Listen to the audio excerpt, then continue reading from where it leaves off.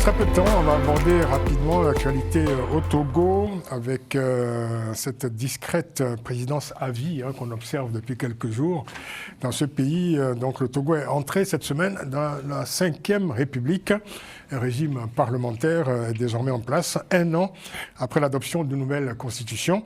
Et dans ce nouveau régime, Faure Singbe, au pouvoir depuis 20 ans, devient président du Conseil des ministres, la plus haute fonction du pays désormais. Une fonction sans limite de durée, d'autant que la nouvelle constitution supprime l'élection du chef de l'État au suffrage universel. Et l'opposition dénonce un acte ultime de confiscation du pouvoir. Émeric Torion, est-ce qu'on peut dire que le Togo vient de fabriquer une présidence à vie d'une manière inédite sur le continent? De toutes les manières, Faure Singbe est un bon jongleur. Il a tout le temps jonglé et il réussit tout le temps ses jonglages.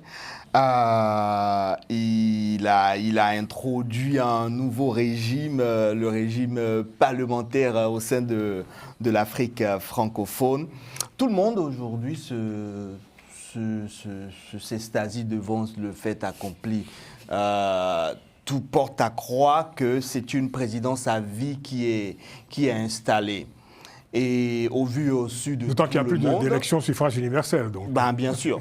Au vu au sud de tout le monde, et tant que Faure sera vivant, il restera toujours fort. Bon, et menant le jeu. Sans jeu de mots. Menant le jeu et bougeant les pions comme il veut. Il a su dominer l'arène politique. L'opposition est quasi muette et il déroule son canevas comme il veut. Et là, je pense que c'est là où la CEDEAO devrait pouvoir se distinguer et se refaire un blanc-seing. Et pour le moment, la CEDEAO ne saisit pas le goût et les chances que... Elle a eu plusieurs occasions d'ailleurs, en ce qui concerne le Togo. Exactement. Depuis plusieurs années. Et ça, vu que on voit un chef d'État qui tripatou la Constitution comme il veut, et ni sa population, parce que les Togolais se disent comment nous allons faire. Chaque fois que nous sommes sortis, ça s'est soldé par des centaines de morts. Nous ne voulons pas revivre cela, quitte à laisser Faure Singbe continuer à gouverner et à marcher sur tout le monde.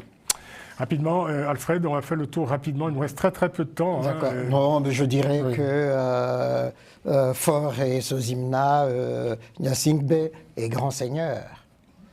Il a laissé la présidence à Tové et que lui, il redescend comme ça. Alors Tové, il faut préciser aux auditeurs qui nous écoutent qu'il s'agit de Jean-Lucien Kouassi Savi de Tové, 86 ans, voilà, qui a donc le poste honorifique de président de la République. Grand seigneur, il cède cette présidence pour devenir simplement un président du Conseil. Enfin, simplement, c'est la plus haute fonction quand même.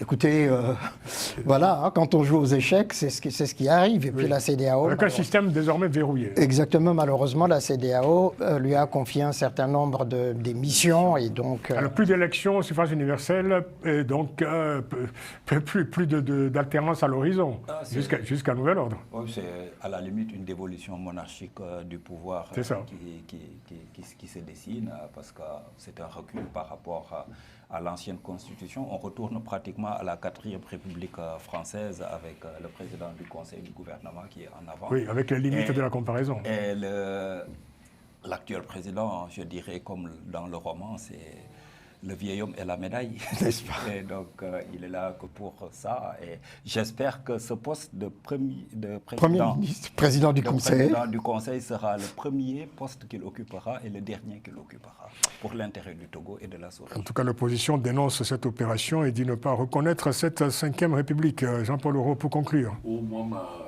quand je vois ça, ma déception, c'est la CEDEAO en fait. La CEDEAO est enclin à dénoncer les coups d'État militaires, mais ce type d'action-là, c'est des coups d'État constitutionnels.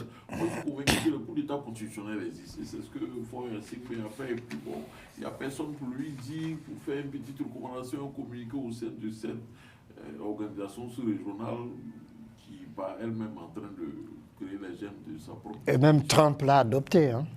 Oui. Et même Trump l'a adopté, Faure. Et Sozimna Singbe. Oui, enfin, ça c'est une autre.